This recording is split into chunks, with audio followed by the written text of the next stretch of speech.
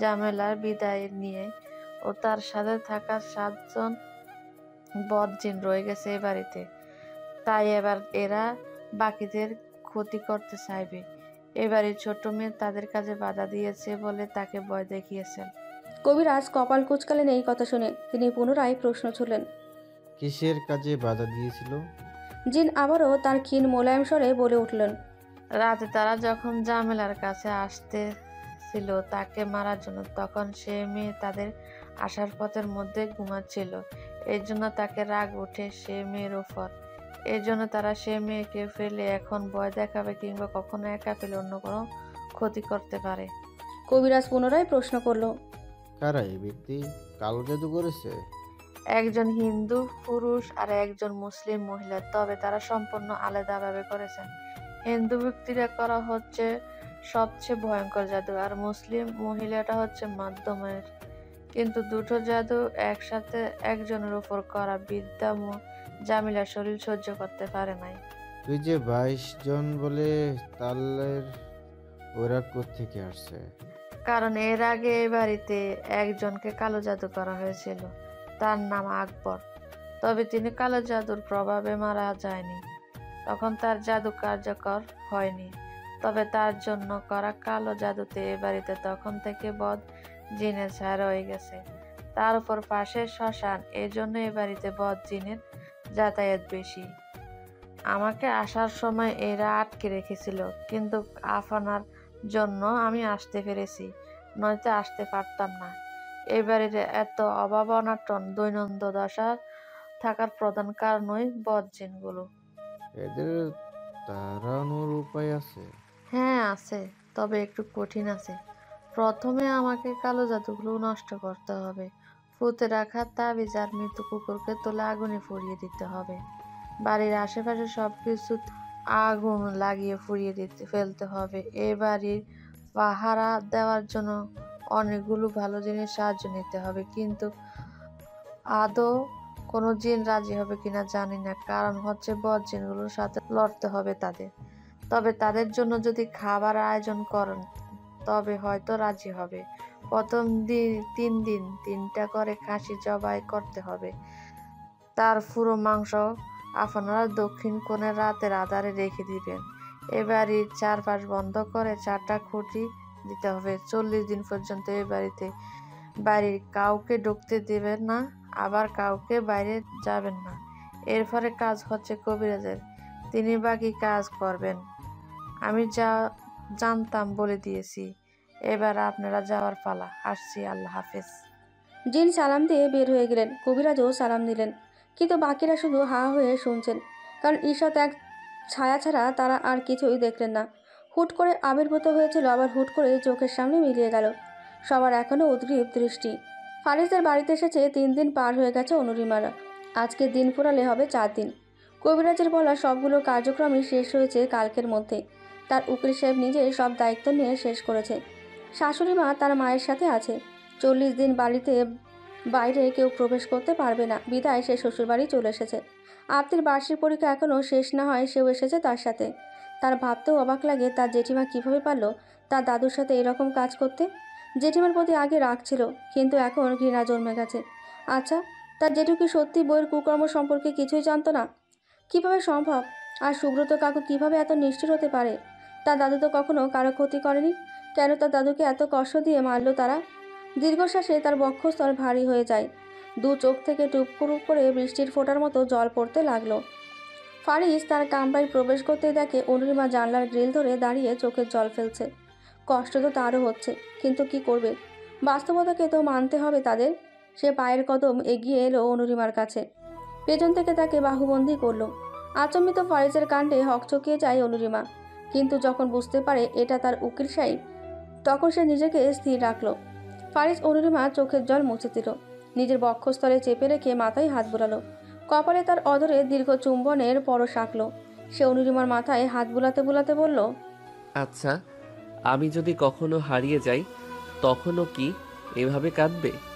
অনিমার কন্দনরত মুখশ্রী মুহূর্তে রক্তবর্ণ ধারণ করলো। ফারিজের বক্ষস্থল থেকে নিজেকে সরিয়ে নিল, মুখের আদল কঠিন রেখে বলল, না, কাঁদবো না, খুশিতে তখন আরেকটা বিয়ে করব। ফারিস অনুরিমার এহেন বাক্য শুনে মুচকি হাসলো। আরেকটু রাগানোর জন্য রগর গলায় বলল, বিয়ে করার এত শখ তোমার? অনেক শখ। খুব ভালো। এত সুন্দর আইডিয়া নিয়ে ঘুমাও কিভাবে? আমার উকিল সাহেবের বুকের মধ্যে ঘুমাই, তাই এত সুন্দর সুন্দর আইডিয়া পেয়ে যাই। বুঝতে পারতেছি তুমি অনেক দুষ্টু হয়ে গেছো। তোমাকে আর বুকে রাখা যাবে না। কিন্তু আমি থাকবো, 100 বার থাকবো। আপনি কি করবেন? একটু আগে তো বিয়ে করার জন্য লাফাচ্ছিলে, এখন আমার বুকে কেন ঘুমাবে তুমি? আমি রাখবো না তোমাকে আজ থেকে। অনুরিমা ফারিজের কথায় চটে গেল, মুখ ভেঙচি কেটে বলল, আচ্ছা ঠিক আছে, রাখার দরকার নেই। রাগে গজগজ করতে করতে রুম থেকে বের হয়ে গেল। মুখে কিছু একটা বিড়বিড় করে বের হলো। অসভ্য লোক। ফারিজ অনুরিমার যাওয়ার দিকে তাকিয়ে মিটমিট করে হেসে উঠল। নিজ মনে এক তৃপ্তির ঠেকুর তুলল। যাই হোক, মেয়েটাকে সে অন্যদিকে ফোকাস করাতে পেরেছে। এই শোক থেকে জলদি বের করতে হবে। পরীক্ষার আর আছে গুনে গুনে 37 দিন। পড়ালেখা একদমই হচ্ছে না। আজ নাইট শিফটে তারা ঢাকায় ফিরবে। দুপুরে খাবার সময় হয়ে গেছে দেখে নিজু অনুরিমাকে ডাকলো। সে আর অনুরিমা মিলে টেবিলে খাবার সাজালো। নিতু এসে হা হয়ে আছে। আজকাল তার কাজগুলো অনুরিমা করে ফেলে, তাই সে অনেকটাই বেকার। তবে নিজের অনুরিমাকে কাজ করতে নিষেধ করে। একে তো নতুন বউ, তার উপর পরীক্ষার্থী। কিন্তু অনুরিমা যেটুকু সে পারে সাহায্য করে। কাজ শেষে অনুরিমা নিপ্তিকে কোলে নিয়ে বসে আছে। আচমকা ফারিন এসে অদ্ভুতভাবে থাকিয়ে থাকে। মুখ ফসকে বলে ওঠে, ভাবি আপু, তোমাকে দেখে একদম নিপ্তির মা মনে হচ্ছে। তার উপরে তুমি শাড়ি পরছো, তাই বাচ্চার মাই মনে হচ্ছে। ফাইনের কথায় অনুরিমা লজ্জা পেয়ে যায়। লজ্জা ঢাকার জন্য মুখে ঈষৎ হাসির রেখা টানে। আচমিত নিজুম ফারিনকে উদ্দেশ্য করে বলে, চিন্তা করো না, কদিন পর শুনবে ফারিজ বাবা হতে চলেছে। নিপ্তির মতো এরকম একটা বাচ্চা তাদেরও আসবে। তবে আমার মনে হয় না ফারিজের বিয়ে হবে। দেখবে প্রথমে তার ছেলে হবে। নিজুমের কথা তখনও শেষ হয়নি। ফারিজ এসে শুনতে পায় সব। চেয়ার টেনে বসে সে। তার মুখে তখন দুষ্টু হাসি। সে আর চোখে একবার অনুরিমাকে পরক্ষে দেখল, তারপর রগর গলায় বলে উঠল, কিন্তু ভাবি, তুমি কিন্তু একটা ভুল কথা বলেছ। ফারিজের বাচ্চা কিভাবে হবে? বলবে ফারিজের বউয়ের বাচ্চা হবে, তবে মেয়ে না ছেলে হবে, বুঝলে? এভাবে বলবে। এই কথা বলে সে অনুরিমার দিকে তাকালো। অনুরিমা লজ্জায় তখন কাচুমচু করছিল। ফারিজ আনমনে হাসলো। তার অনুর লজ্জা মাখা মুখের দৃশ্যটা দেখতে তার কাছে সত্যি আকর্ষণীয় লাগে। একদম কুমিল্লার রসগোল্লারের মতো। তখন টুপ করে খেয়ে ফেলতে ইচ্ছে করে। ঘড়ির কাঁটায় তখন 4টে। আত্মি মাত্রই পরীক্ষা দিয়ে এসেছে। বাসায় প্রবেশ করার পর ফারিন তাকে দেখে বলল, পরীক্ষা কেমন হয়েছে? আত্মি দায় সারাই বলল, ভালো। ফারিন কপাল কুঁচকালো। আদৌ কি পরীক্ষা ভালো হচ্ছে মেয়েটার? পড়তে তো দেখে নাই মেয়েটাকে। বোনের সাথে বসে থাকবে, নয়তো নিপ্তিকে কোলে নিয়ে ঘুরবে, আর নয়তো নিতু আপুর সাথে বসে গল্প করবে। একজন আরেকজনের মাথার উকুন বাজবে। পড়াশোনা করে কখন এই মেয়ে? সে আরেকবার জিজ্ঞেস করলো, আজকে কি পরীক্ষা ছিল তোমার? আপনি বিরক্তিকর মুখশ্রীতে একবার তাকালো ফারিনের দিকে। এই ছেলে যেভাবে জেরা করে, এভাবে তার টিচারও করে না। এই ছেলের কি সমস্যা তাকে নিয়ে? সারাক্ষণই তার মাথা খায়। আপনি এইটা কেন করছো? তুমি পড়ছো না কেন? সারাক্ষণ বাইরে কি? পড়াশোনা বাদ দিয়ে এত গল্প কিসের? মা গো মা, এর জ্বালা এই বাড়িতে থাকায় দায়ী হয়ে গেছে। অন্যদিকে তার দুলাভাই কত ভালো, তার বোনের কত কেয়ার করে, পড়ালেখা নিয়ে এত চাপাচাপি করে না। কিন্তু এই ছেলে তার পুরাই ব্যতিক্রম, পুরাই খালুস একটা। আপতির নিঃস্বতা দেখে ফারিন রক্তিম চোখে তাকালো। আপতিকে রুক্ষ গলায় বলল, মুখে কি রাক্ষসগুল্লা দিয়েছ? উত্তর দাও না কেন? আপতিও কপাল কুঁচকে তাকালো। কিঞ্চিত সামনে এগিয়ে এসে বলল, কানে কি তুলা দিয়ে থাকেন নাকি আপনি, নাকি বয়রা? তার কাল রাতে যে ইসলাম শিক্ষা পড়েছি, কানে শুনেন নাই? নাকি আমারে দেখলে আপনার গলা চুলকায় উল্টাপাল্টা প্রশ্ন করার জন্য? ফারিন হতভম্বের মতো দাঁড়িয়ে আছে আপতির কথা শুনে। এইটুকুন মেয়ে তাকে যাচ্ছেতে ভাবে কথা বলো। কত খারাপ মেয়ে দেখেছো? অথচ এই মেয়ে সে কত উপকার করেছে, কিন্তু তার সামান্য কিছু মনে নেই। অকৃতজ্ঞ একটা। পরন্ত বিকেলবেলা। অনুরিমা আজকে দুপুরের পর থেকে ফারিজের রুমে আসেনি। সে অভিমান করে বসে আছে। ফারিজ বইয়ের অভিমান কিভাবে ভাঙাবে সেটাই ভাবছে। আচমকা তার চোখ পড়ল ফারিনের সাইকেলের ওপর। তা আর 7 পাঁচ না ভেবেই অনুরিমা তাকালো। অনুরিমা তখন ছাদের এক কোণে বসে আছে। ফারিজ নৈশব্দে ছাদে উঠল। তারপর অনুরিমার পাশে গিয়ে গলা খাকারি দিল। অনুরিমা অন্যদিকে তাকিয়ে মিটিমিটি করে হাসল। সে ভয় পেল না, কারণ ফারিজ আসার আগে সে দেখেছিল ফারিজ ওই দিকেই আসছে। ফারিজ অবাক হলো, এই মেয়ে ভয় পেল না কেন? অদ্ভুত ব্যাপার স্যাপার। ফারিজ বনিতা ছাড়াই অনুরিমার হাত ধরে তাকে নিয়ে নিচে নামলো। অনুরিমার মুখে বিশ্বজয়ের হাসি, কিন্তু ফারিজের সামনে নিজেকে কঠিন আবরণে ঢেকে রেখেছে। ফারিজ অনুরিমাকে নিয়ে সাইকেলে উঠল। অনুরিমা অবাক হলো, সে শাড়ি পরে এভাবে কোথায় যাবে? ফারিজ বলল, গেলেই দেখতে পাবে। সাইকেলে করে দুজন নদীর তীরে ঘুরতে এসেছে। এখানে তীব্র বাতাসে অনুরিমার কপালে ছোট চুলগুলো উঠতে লাগলো। তা থেকে ফারিজ অনুরিমার পুরো চুলই খুলে দিল। অনুরিমার একটু রাগ হলো, এখন যদি কেউ এসে তাকে এভাবে দেখলে। ফারিজ অভয় দিল, এইদিকে মানুষজন তেমন আসে না, ভয় পাওয়ার কিছুই নেই। জেলেদের মাছ ধরার ছোট একটা ডিঙি নৌকা পেয়ে সেখানে অনুরিমাকে ওঠালো। দুজন দীর্ঘক্ষণ ঘুরে বেড়ালো নদীর শান্ত জলে। ফারিজ তার ছোটবেলার গল্প করতে লাগলো অনুরিমার সাথে। এই নদীতে সে শৈশবে অনেক সাঁতার কেটেছে। তাদের বাড়ির কাছাকাছি হওয়ায় তারা সবসময় নদীতে আসতো। রাতের বেলায় তার বাবা সহ ভাইরা মিলে মাছ ধরত। নদীর মাছ খেতে অনেক সুস্বাদু হয়, বিশেষ করে নদীর চিংড়ি মাছ। আবার জেলেদের থেকেও অনেক মাছ নেওয়া হতো তাদের। নদীর বড় বড় বোয়াল, পুঁটি, ট্যাংরা পুঁটি, আড়াইশ, গজার, শিং, মাগুর, শোল আরও কত রকমের মাছ পাওয়া যেত, কিন্তু এখন তো এসব অতীত। তুমি খেয়েছো নদীর মাছ? বাবা থাকতে মাঝে মাঝে খেয়েছি, এখন কই পাবো? আচ্ছা, যাওয়ার সময় তোমার জন্য নদীর মাছ নিয়ে যাব। ফারিজের কথা শেষ হওয়ার আগে তার মুঠোফোন কর্কশ শব্দে বেজে উঠল। পকেট থেকে ফোন বের করে তড়িৎ কল রিসিভ করলো, কিন্তু ওপাশ থেকে যা শুনলো তাতেই স্তব্ধ হয়ে গেল। তার হাস্যজল মুখশ্রীতে ঘোর অমাবস্যা নামলো।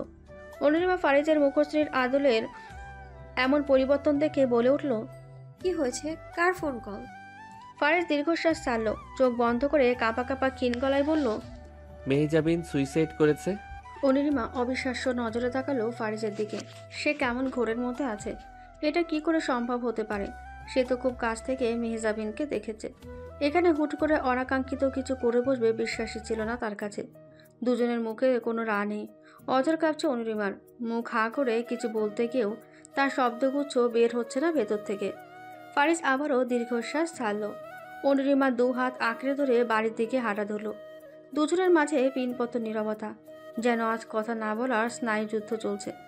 অনেকটা সময় পেরোলেও ফারিজ কথা বলতে পারল না। শেষে অনুরিমায় বলে উঠল, আমরা কি এখনই ঢাকা রওনা দিব? ফারিজ ছোট্ট করে বলল, হুম। ছোট দু বাক্য ছাড়া আর কোনো বাক্য বিনিময় হয়নি তাদের মধ্যে। দুজনেই আজ বাকরুদ্ধ। বাড়ি ফিরে অনুরিমা ভীষণ অবাক হয়ে গেল এই সময় সবিতাকে দেখে। এর আগেও তার দাদুকে দাফন করার পর সবিতা তাদের বাড়িতে গিয়েছিল, কিন্তু তখন ঠিকভাবে সবিতার সাথে কথা হয়নি তার। সবিতার পাশে সূর্যদাও আছে। দুজনে মিনিট 10 আগে এসে এখানে বসে আছে তাদের অপেক্ষায়। অনুরিমাকে দেখে সূর্য সবিতা দুজনে বসা থেকে দাঁড়িয়ে গেল, কুশল বিনিময় করলো একে অপরের সাথে। অনুরিমা তাদের আবার বসতে বলল, কিন্তু সূর্য বলল তারা এখন বসতে পারবে না, সন্ধ্যা ঘনিয়ে আসছে, তার আগে বাড়ি ফিরতে হবে। সবিতা দাঁড়িয়ে বান্ধবীর সাথে কিছুক্ষণ কথা বলল, নিজের কথা, তার পরিবারের কথা জিজ্ঞেস করলো। অনুরিমা ম্লান মুখে সবিতার সব কথা জবাব দিল। অনুরিমার বিবর্ণ মুখ দেখে সবিতা হতবাক হলো। জিজ্ঞেস করতে গিয়েও আর করা হয়নি তার। সবিতা কিছু জিজ্ঞেস না করলেও অনুরিমা তাকে সাবধানে চলাফেরা করতে বলল। সে টি টেবিলের দিকে তাকাতেই বুঝলো নিঝুম তাদের আগেই নাস্তা দিয়ে গিয়েছে। অনুরিমার মলিন মুখেও মুহূর্তেই ঈষৎ খুশির আভাস ফুটে উঠল। তার যা সত্যি অনেক ভালো। তার না থাকাকালীনেও তার বান্ধবীকে অতিথি আপ্যায়নে কমতি রাখেনি। সে সত্যিই কৃতজ্ঞ তার জায়ের কাছে। ফারিজ দুজনকে বাড়ির সামনে পর্যন্ত এগিয়ে দিয়ে আসলো। অনুরিমা নিজের কক্ষে সে কাপড় গোছাতে লাগলো। ফারিজও এসে তৈরি হয়ে নিল। এদের দুজনে তাড়াহুড়ো দেখে বাড়ির সবাই বিস্মিত। নিঝুম জানতো এরা ভোর রাতে যাবে, কিন্তু এত তাড়াহুড়ো কেন করছে এখন? ফারিজ সবার উদ্দেশ্যে বলল, আসলে জরুরি ডাক পড়েছে তার, তাই দ্রুতই ফিরতে হবে তাকে। আত্মী বোনকে তৈরি হতে দেখে টলমল আঁখিতে তাকিয়ে আছে, বারবার নাক টেনে কাদার ভান করলো। অনুরিমা বোনের কাণ্ড দেখে হবাক, জিজ্ঞেস করলো, ওর তো এখনো পরীক্ষা শেষ হয়নি, তা না হলে নিয়ে যেতাম তোকে। আত্মীর মুখে অনুরোধের সুর। আপু তুই 2 দিন পরে জানা, তাহলে আমি যাইতে পারবো। অনুরিমা বোনের আকুলতা বুঝতে পারলো, কিন্তু সে কি করবে? তার তো এখনই যেতে হবে, তারও তো খুব কষ্ট হচ্ছে। আত্মী বোনের নিস্তবতা দেখে হতাশ হলো। তার বোন সত্যিই পাষাণ, তাকে রেখে কিভাবে ঢাকা চলে যাচ্ছে। সে মুখ ফুলালো, ভারাক্রান্ত মন নিয়ে সে বোনের রুম থেকে বের হয়ে গেল। অনুরিমা বোনের যাওয়ার দিকে তাকিয়ে দীর্ঘশ্বাস ছাড়ল। সন্ধ্যা ঘনিয়ে এলো, দূর থেকে মাগরিবের আজান ভেসে আসছে। হেমন্তের সময় ফুরিয়েছে সপ্তাহখানেক আগেই। তাই তো উত্তর সাইবেরিয়া থেকে আসা হিমশীতল বাতাসের ঠান্ডা আমেজ শুরু হয়ে গেছে। চারদিকে ঘন কুয়াশায় আবৃত মাঠঘাট। ঘর থেকে পা পড়তেই ঈষৎ শীত অনুভব করলো ফারিস, তাই গায়ে জ্যাকেট জড়িয়ে নিয়েছে। অনুরিমাও নিজেকে বেশ ভালোভাবে চাদরে মুড়িয়েছে। ঢাকার উদ্দেশ্যে সন্ধ্যা 6টার গাড়িতে উঠল ফারিজরা। দ্রুতগামী গাড়ির সাথে পাল্লা দিয়ে হু হু করে বাজছে ঠান্ডা বাতাসের তীব্রতা। গাড়ির জানালার কাজ আঁটোসাঁটো করে বাঁধা, তবুও শীতের মৃদু ঠান্ডার আজ ভালোভাবে টের পাচ্ছে তারা। ফারিজ অনুরিমাকে নিজের আরও কাছে টেনে নিল, নিজের বাহুর ধরে শক্ত করে চেপে রাখলো, যাতে শীতের ঠান্ডা বাতাস তার গায়ে না লাগে। দীর্ঘ যাত্রার পথ, ঢাকা পৌঁছাতে সময় লাগবে মধ্যরাত। যদি জ্যামে না পড়ে তাহলে আরও দ্রুতই পৌঁছাবে তারা, তাও অনিশ্চিত সময়সূচি। সময়ের সাথে সাথে রাতের গভীরতাও বাড়ছে। অনুরিমা ফারিসের বাহু ধরে পরম নিশ্চিন্তে ঘুমাচ্ছে। ফারিস আলগোজে হাসে। এই মেয়েটা বিড়াল ছাড়ার মতো কিভাবে লেপ্টে থাকে তার বক্ষস্থলের মাঝে। কিন্তু কাল থেকে কিভাবে ঘুমাবে মেয়েটা? আদৌ কি তাকে ছাড়া ঘুম আসবে তার? যাত্রার দীর্ঘ 3 ঘন্টা পর ঘটল অনাকাঙ্ক্ষিত এক অঘটন। হঠাৎ বাস বিকট শব্দ করে থেমে গেল। ফারিসের দেখা মতে এমনটা কখনোই হয়নি আগে। আশেপাশে তাকিয়ে দেখে প্রায় সকল যাত্রীর ঘুম ভেঙে গেছে। বাস কন্ট্রাক্টর নিচে নেমে চেঁচিয়ে উঠল, হায় আল্লাহ, মহা সর্বনাশ হয়ে গেছে, গাড়ির চাকা ফাইটে গেছে গা। বাস কন্ট্রাক্টরের কথা শুনে ড্রাইভারও নিচে নামলেন, কিন্তু সে ভয়ে আটকে উঠলেন। এখন তার কি উপায় হবে? এত যাত্রী নিয়ে কি করবে সে? সবাই জানলে তো তাকে আস্ত রাখবে না এখন। সে মাথায় হাত দিয়ে বসে আছে। বাসের যাত্রীরাও কি সমস্যা দেখার জন্য অনেকে নিচে নামলেন, কিন্তু যা দেখলেন তাতে সবারই মেজাজ চটে গেল। একজন মধ্যবয়সী পুরুষ চেঁচিয়ে উঠল, ফাইজলামের পেছনে মিয়া, 2টা চাকা কেমনে ব্লাস্ট হয়? আপনার গাড়ি চেক দিয়ে বের করেন নাই? ড্রাইভার ভয়ে জড়সড় হয়ে আছে। উত্তর দেবার মতো তার কাছে কোনো শব্দই নেই। আমতামতা করছিল। চোখে মুখে তার উৎকণ্ঠা ছাপ। হাতের মুঠোফোনে কাকে যেন কল করলেন। এদিকে যাত্রীরা চরম বিরক্ত আর ক্ষুব্ধ বাস মালিকের ওপর। ফারিস এত হট্টগোল থেকে নিচে নামলো। ড্রাইভারকে জিজ্ঞেস করতে সে কম্পমান গলায় বলে উঠল, বিশ্বাস করেন ভাইজান, গাড়ির সমস্যা দেখা এগুলো তো আর আমার কাজ না, মালিক কর্তৃপক্ষের কাজ। আমার কাজ খালি গাড়ি চালানো। রাইতে চালাই, দিনে যাইয়া ঘুমাই, কিন্তু এরকম ভুল কোনোদিনও হয়নি। আজকে কেমনে যে এত বড় ভুল হয়েছে আমি নিজেও বুঝতে পারতেছি না। তোই আমারে একটু টাইম দেন, আধা ঘন্টা লাগবে। আমাদের লোক আসতেছে, ঠিক হইয়া যাইব জলদি। ভাই একটু কষ্ট করেন। ফারিস কেন যেন শান্ত কোমল হয়ে তাকিয়ে আছে ড্রাইভারের ভীত মুখখানার দিকে। তার ভীষণ মায়া হলো ড্রাইভারের জন্য। সে উপস্থিত যাত্রীদের দিকে তাকিয়ে তাদের শান্ত হতে বললেন। সবাইকে বাইরে বের হয়ে হাঁটতে বললেন। ঢাকার কাছাকাছি এখন নারায়ণগঞ্জ আছে তারা। ফারিজের কথা শুনে যাত্রীরা কিছুটা শান্ত হলো। বাসের বাকি যাত্রীরাও বেরিয়ে গেলেন। অনুরিমাও তাদের সাথে বের হয়ে আসলো। বাইরের মৃদু শীতের হাওয়া বইছে। পৌষের মৃদুমন্দ শীতল হাওয়ায় হাত পা যেন হিম করে দিচ্ছে। ঘনীভূত কুয়াশায় আচ্ছন্ন শহর, কিন্তু নবমণ্ডলের এক ফালি চাঁদ দেখা যাচ্ছে, যার ঈষৎ আলোয় চারপাশের আধার কিছুটা ক্ষীয়মান। ঘড়ির কাঁটায় তখন রাত 9:36। ফারিজের ভালোই লাগছিল বাইরের এহেন পরিবেশ। তার বউটাকে আরে একটু বেশি কাছে পাওয়া যাবে। সে অনুরিমার হাত আঁকড়ে ধরে বাস থেকে কিঞ্চিত দূরে গিয়ে বসলো। অনুরিমাকে বাহুবন্দি করে রাখলো দীর্ঘক্ষণ। এভাবে কত সময় পেরিয়েছে ফারিজের জানা নেই। কালকের জন্য যে তাকে প্রস্তুত থাকতে হবে। আদরে বউকে রেখে কিভাবে থাকবে সে? তার একান্তই ব্যক্তিগত প্রিয় মানুষ তার বউটা। আদরে বউয়ের কপালে তার অধরের গভীর পরশ দিয়ে দিল। আকাশপানে তাকিয়ে তার উষ্ণ নিঃশ্বাস বের হয়ে আসলো বক্ষস্থলে চাপা কষ্টে। প্রায় 40 মিনিট পর ডাক পড়ল যাত্রীদের। সবাই আবার নিজের জায়গা অনুযায়ী বসলো। দীর্ঘ যাত্রা শেষে ফারিজরা বাসায় ফিরল মধ্যরাতে। অনেক রাত হলেও ঢাকা শহরে এখনও মানুষের আনাগোনা দেখা যাচ্ছে, তবে কোনো যানজট নেই। নিরিবিলি এক শহর, অথচ দিনে এই শহর হয়ে যায় জনবহুল, গিজগিজ করা মানুষের শহর। চাবির গোছা বের করে দরজা খুলে ভেতরে প্রবেশ করতেই করিডর থেকে আচমকিত এক পুরুষ কণ্ঠনালী কথা বলে উঠল, মিস্টার ফারিজ শেখ, আপনাকে আমাদের সাথে থানায় যেতে হবে। অনুরিমা তখনও ফারিজের হাত আঁকড়ে ধরে আছে। সে পেছনে তাকিয়ে পুলিশ দেখে হতবাক হয়ে গেল। তাদের বাসায় পুলিশ কেন? আর তার উকিল সাহেবকে কেন যেতে বলছে? তার কিছুই বোধগম্য হলো না। সে কিছু বলার আগে ফারিজে বলে উঠল, থানায় কেন যেতে হবে? কারণটা কি জানতে পারি মিস্টার নওয়াজ হাসান? আপনার নামে ধর্ষণের মামলা করা হয়েছে। ভিকটিম সুইসাইড করার আগে নোটবুকে আপনার নাম লিখে গেছে। তার সুইসাইডের জন্য শুধুমাত্র আপনি সম্পূর্ণ দায়ী, আর বাকি কারণ জানা যাবে যদি ভিকটিম সুস্থ হয়ে জীবিত ফিরে আসে। নিচে পশা শরীর নিয়ে বারান্দার দেওয়াল ঘেঁষে হাঁটু গেড়ে বসে আছে অনুরিমা। দু চোখ ফুলে ফেপে উঠছে তার। এখনো নিভৃতে গাল দুটো বেয়ে চোখের জল গড়িয়ে পড়ছে। ফারিজ পুলিশের সাথে গিয়েছে ঘন্টা দুয়েক হয়ে গিয়েছে। ফারিজ যাওয়ার পর থেকে সে একই স্থানে বসে আছে, নিজের মধ্যে কোনো হুঁশজ্ঞান নেই। বারবার ফারিজের কথা ভেবে তার বক্ষস্থল ভারী হচ্ছে। তাকে সান্ত্বনা দেওয়ার মতো কেউ পাশে নেই এখন। একাকী এই বদ্ধ করে সে তখন থেকে হাউমাউ করে কেঁদে যাচ্ছে। খুব কষ্ট হচ্ছে তার। কিভাবে থাকবে সে তার উকিল সাহেবকে ছাড়া? এত কষ্ট তার সহ্য হচ্ছে না। আচমকা কলিং বেলের বজ্রধ্বনিতে তার হুঁশ ফেরে। তড়িঘড়ি ওঠে এসে। ফারিজ ফিরে এসেছে ভেবে তার চিত্ত খুশিতে আপ্লুত হয়। বারান্দা থেকে এক প্রকার দৌড়ে এসে দরজা খুলতে চায়। তার মুখশ্রীতে ঈষৎ খুশির আভাস ফুটে উঠেছে। দরজা খোলার আগেই বলে ওঠে, আপনি এসেছেন? কিন্তু দরজা খুলে সে হতভম্ব হয়ে গেল। অপরিচিত কিছু মুখ দেখে শুকনো ঢোক গিলল। উচ্ছ্বসিত মুখশ্রীতে নামলো ঘোর অমাবস্যা। মলিন মুখে হা হয়ে তাকিয়ে আছে সে। মুখ নিঃসৃত দু বাক্য বেরোলো তার। দরজার সামনে দাঁড়ানো দুজন ব্যক্তির মধ্যে একজন ছেলে আর অন্যজন মেয়ে। মেয়েটি এগিয়ে এসে অনুরিমাকে জড়িয়ে ধরল। অনুরিমা তখনও শোকে স্তব্ধ হয়ে আছে। ইতস্তত বোধ করছিল মেয়েটি জড়িয়ে ধরায়। অপরিচিত কারোর সাথে এভাবে কথা বলা ঠিক নয়।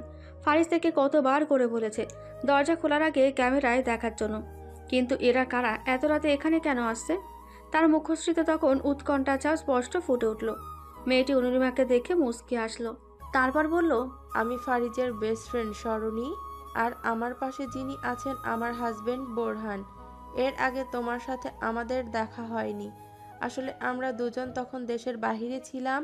ফারিজ আমাকে কল দিয়ে বলল তোমার কাছে আসতে, তুমি বাসায় একা আছো, তাই ছুটে এলাম। অবিশ্বাস্য নজরে অনুরিমা দুজনের দিকে তাকিয়ে আছে। প্রথমে সে বিশ্বাসই করছিল না, কিন্তু পরে মনে পড়ল ফারিজ তার বন্ধুদের গল্প বলেছিল একবার। তার মধ্যে এই সরণিকে নিয়ে সেই গল্পও ছিল। এই মেয়েটা ফারিজকে পছন্দ করত, কিন্তু ফারিজ সোজাসাপটা বলেছিল সমবয়সীর মাঝে প্রেম হলেও বিয়ে করা যায় না, কারণ আন্ডারস্ট্যান্ডিংয়ের দিক থেকে ভালো হলেও সাংসারিক দিক থেকে তাদের মধ্যে মত পার্থক্য দেখা যায় বেশি। অনুরিমার যেন ঘড়ি কাটছে না। সরণী হাসি মুখে এগিয়ে এসে অনুরিমার হাত ধরে ভেতরে প্রবেশ করলো। তাকে দেখে সরণী নিজেও আটকে উঠল। মাত্র কয়েক ঘন্টার ব্যবধানে এই মেয়ের করুণ অবস্থা হয়ে গেছে। সে অনুরিমাকে বলল, তৈরি হয়ে নাও, তোমাকে নিয়ে যেতে এসেছি আমরা। কোথায় যাব? তোমার জামাইকে দেখতে যাব। আসলে তোমার জামাই পাঠিয়েছে তোমাকে নিয়ে যাওয়ার জন্য। অনুরিমার চোখে মুখে তখন উজ্জ্বল দীপ্তিময় এক খুশির আভা ফুটে উঠল। মনের মধ্যে তীব্র হাহাকার সৃষ্টি হয়েছিল এতক্ষণ। সে তার উকিল সাহেবকে দেখতে যাবে। ঘণ্টাখানেকের মধ্যে পৌঁছে গেল মিরপুর থানায়। ফারিজ বেঞ্চিতে বসে আছে। পৌষের মৃদুমন্দ বাতাস যেন রাতের দিকে বেশ শীতল বাতাসে পরিণত হয়। ফারিজের সাথে ইন্সপেক্টর নওয়াজ হাসান বসে কথা বলছেন। এর মধ্যে অনুরিমাদের প্রবেশ ঘটে। ফারিজ আচম্বিত অনুরিমাকে দেখে দাঁড়িয়ে গেল। অনুরিমা যেন লাজ লজ্জা ভুলে ফারিজকে জড়িয়ে ধরে ফুপিয়ে কেঁদে উঠল। ফারিজ বেশ অবাক হলো, এই মেয়ে এত কাঁদতে পারে। সে তখন থেকেই কাঁদছে। সে ইন্সপেক্টর নওয়াজ হাসান থেকে অনুমতি নিয়ে এক কোণে গিয়ে বসলো। ফারিজ অনুরিমার মাথায় আলতো করে হাত বোলালো, কানের কাছে ক্ষীণ স্বরে বলল, এভাবে ঝাপটে ধরে আছো যে? সবাই তো তোমাকে জামাই পাগলি ডাকবে। দেখো সবাই এদিকে তাকিয়ে আছে। ওই ইন্সপেক্টর মিটমিট করে হাসতেছে তোমাকে দেখে। ব্যাটা এখনো সিঙ্গেল তো তাই। এত কথা শুনেও অনুরিমা নিজের মাথা তুলল না।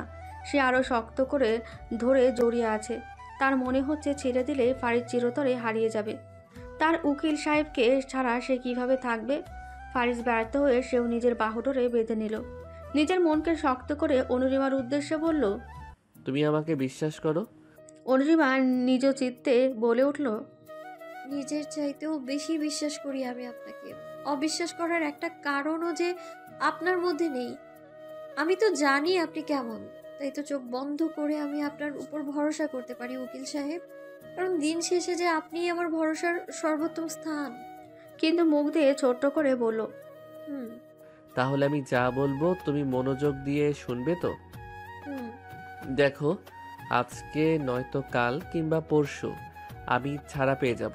হয়তো কিছুদিন কষ্ট করতে হবে, তবে আমি যে নির্দোষ সেটা একদিন প্রমাণিত হয়ে যাবে আদালতে।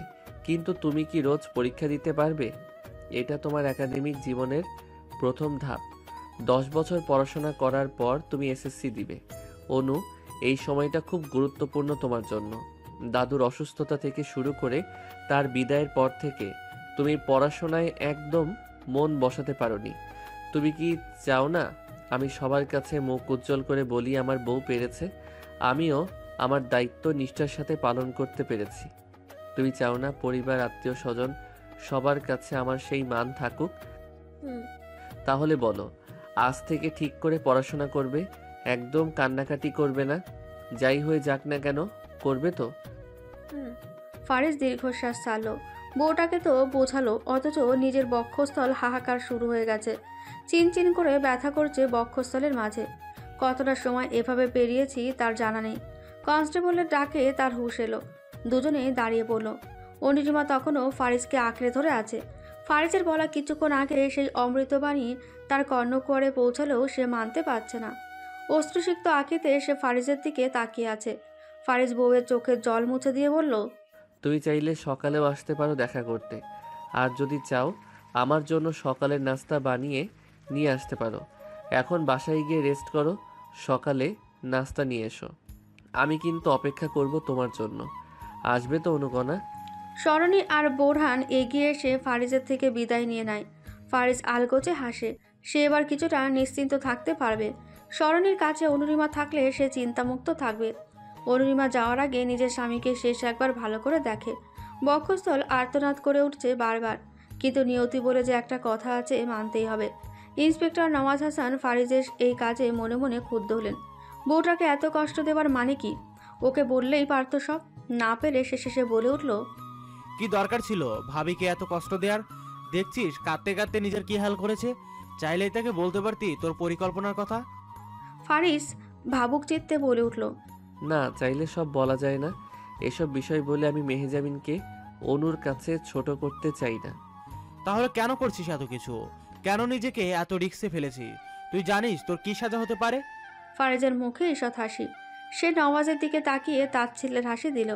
এক ভ্রু উঁচিয়ে বলে, রাঘব বোয়াল ধরতে না হয় নিজেকে চুনোপুটি বানালাম। মাঝে মাঝে নিজের ক্ষতি করে যদি কারো বড় উপকার হয়, তাতেই তো আমি সার্থক। আমি আইনজীবী হয়েছি টাকা ইনকামের জন্য নয়, বরং ন্যায়ের পক্ষে লড়ার জন্য। সকালে নাস্তার টিফিন বক্স হাতে থানার বাইরে দাঁড়ানো অনুরিমা। সে ভেতরে যাবে না, তাই দাঁড়িয়ে আছে। তাকে দাঁড়িয়ে থাকতে দেখে এক কনস্টেবল তার দিকে এগিয়ে এলেন। কিছুটা বিস্মিত হয়ে জিজ্ঞেস করলেন, থানার ভিতরেও যাবেন? কে আছে আপনার? অনুরিমা কিছুটা হকচকিয়ে গেল আচম্বিত কনস্টেবলের কথায়, কিন্তু পরে নিজেকে স্থির করলো। মুখের কোণে কিঞ্চিত হাসির রেখা টেনে জবাবে বলল, না চাচা চান, আমি ভেতরে যাব না। আপনি কষ্ট করে এই tiffin box advocate Sheikh Fariz ফাজকে একটু দিতে পারবেন? কনস্টেবল হতবাক হয়ে গেলেন অ্যাডভোকেট শেখ ফারিজের কথা শুনে, কিন্তু এটা বুঝলেন না তিনি এখানে আছেন, তাহলে মেয়েটা ভেতরে গেলেই পারত। আর টিফিন বক্স কেন দিতে হবে এত প্রশ্ন মনে, অথচ প্রত্যুত্তরে বলল, অ্যাডভোকেট শেখ ফারিজ আপনার কি হয়? জি, আমার হাজবেন্ড। ও আচ্ছা। অনিমা কনস্টেবলের হাতে টিফিন বক্স তুলে দেয়। দেওয়ার পর বলে, যদি আমার কথা জিজ্ঞেস করে বলবেন আমার কোচিংয়ে দেরি হয়ে যাচ্ছে, তাই দেখা করতে পারিনি। প্লিজ কষ্ট করে এই কথাটা বলবেন। তার কথায় কনস্টেবল হ্যাঁ বলে মাথা দোলায়। কনস্টেবল যেতেই সে বাইরে বেরিয়ে যায় দ্রুতই। কনস্টেবল ভেতরে প্রবেশ করে ফারিজের কাছে আসেন। তার হাতে টিফিন বক্স তুলে দেন। ফারিজ হা হয়ে আছে। কনস্টেবল তাকে টিফিন বক্স দেওয়ায়। সে কিছু জিজ্ঞেস করার আগেই কনস্টেবল নিজ থেকেই বলেন, আপনার স্ত্রী আসছিল, আমাকে এই বক্স দিয়ে বললো আপনাকে দেওয়ার জন্য। তার কোচিংয়ের দেরি হয়ে যাচ্ছে, দেখতে চলে গেছে। অনিমা চলে গেছে শুনে ফারিজ হতভম্ব হয়ে গেল। তার সাথে দেখা না করে কিভাবে যেতে পারে তার অনু? সে তড়িঘড়ি উঠে দাঁড়ালো, দ্রুতই ছুটে এলো বাইরে। কিন্তু বাইরে এসে অনুরিমার কোনো অস্তিত্বই খুঁজে পেলেন না। সে হতবাকে মূর্ছিত হলো। এইভাবে তার অনু দেখা না করে কিভাবে যেতে পারে? বক্ষস্থলে ভীষণ যন্ত্রণা হচ্ছে তার। কাল রাতের বলা কথায় সে রাগ করে নিত, কিংবা তার মনে তাকে নিয়ে কোনো সংশয় বা সন্দেহ জন্মায় নিত, নাকি সত্যিই সে ব্যস্ত ছিল? দীর্ঘশ্বাসে তার বক্ষস্থল ভারী হয়ে গেল। টিফিন বক্স হাতে নিয়ে বসে আছে সে। খুব ইচ্ছে ছিল তার অনু আসলে একসাথে নাস্তা করবে দুজন। রাতের মতো সে এখনও বেঞ্চিতে বসে আছে। হৃদকোণে কোথাও যেন রক্তক্ষরণ হচ্ছে। ভীষণ যন্ত্রণা হচ্ছে তার। এই যন্ত্রণা কাউকে দেখানো যায় না, না কাউকে বলা যায়। ইন্সপেক্টর নওয়াজ অনেকক্ষণ ধরে লক্ষ্য করলেন ফারিজ বিমূঢ় হয়ে বসে আছে হাতে টিফিন বক্স নিয়ে। সে এগিয়ে এলো ফারিজের কাছে, হাতের বক্স ছো মেরে নিজের হাতে নিয়ে নিল। ফারিজ নওয়াজের এমন কাণ্ডে রক্তিম চোখে তাকালো তার দিকে। নওয়াজ হতবাক হলো, কপাল কুঁচকে বলল, কিরে দেবদাসের মতো এমন করে বসে আছিস কেন? খাবার হাতে বসে থাকে কেউ? তোর বউ পাঠিয়েছে বুঝি? ফারিজ কোনো প্রত্যুত্তর করলো না। তার কাছে কেমন যেন সবকিছু শূন্য শূন্য লাগছে। নিশ্চুপ বসে আছে সে। নওয়াজ অবাক হলো, আচমকা ফারিজের আবার কি হলো? একটু আগে তো কেমন হাসি খুশি ছিল। যাই হোক, সে টিফিন বক্স খুলে দেখলো একদম ঘরের বানানো গরম গরম গোল রুটি আর মুরগির মাংস। দেখি তার জিভা লক লক করতে লাগলো। যেই খাওয়ার জন্য হাত বাড়ালো তার আগেই বক্স ছো মেরে ফারিজ নিয়ে নিল।